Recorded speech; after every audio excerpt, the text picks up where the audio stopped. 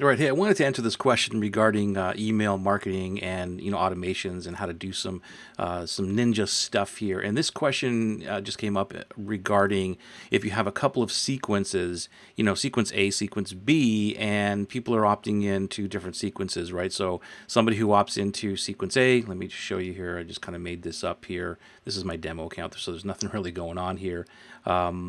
And let me go into email campaigns. So I didn't do sequence B, but pretend there's a sequence B here, right? So people who are opt into something get into this sequence here, and you can see here that there's a day zero email that goes out.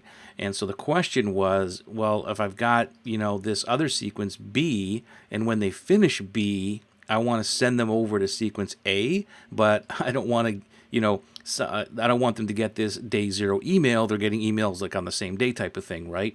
So here's how you can work.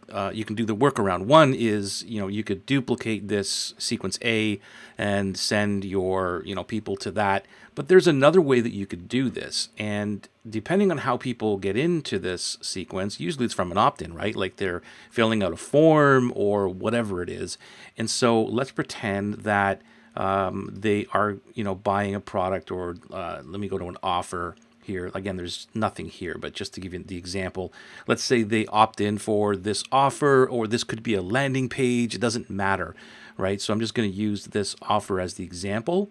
And you can see here that when they do something, you've got this automation, right? And you probably would set it to, when this offer is purchased, subscribe to an email sequence, right? That's the normal thing, and that's cool. In this case, if you don't want the people to, if you want to use the same sequence A, then what you can do is you could move that day zero email, because you don't want the other people that are opting into sequence B to get that day zero email unless they've opted into sequence A.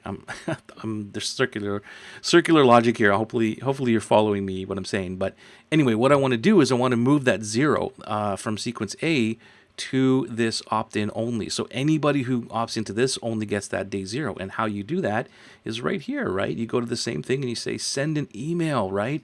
And you move that day zero to here. And you can see here it says send an email to the person or to my team. So you would move day zero in sequence A to this particular opt-in, press save, okay? I'm just going to press save. Okay, you can see it, right? When offer is purchased, send an email, and then you can also put in that automation and subscribe them to that email sequence, to sequence A, okay? So let's pretend we did that, and we go back over to our old marketing thingy. Where's my email campaigns, right?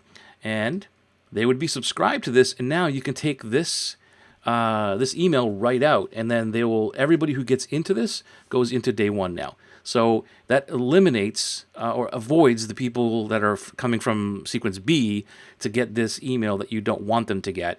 Only the people who subscribed in the right form for sequence A would only get day zero. I'm hoping that I made sense there. If I didn't, please let me know and I will clarify all this for you. So there you go. Hopefully this helps you out.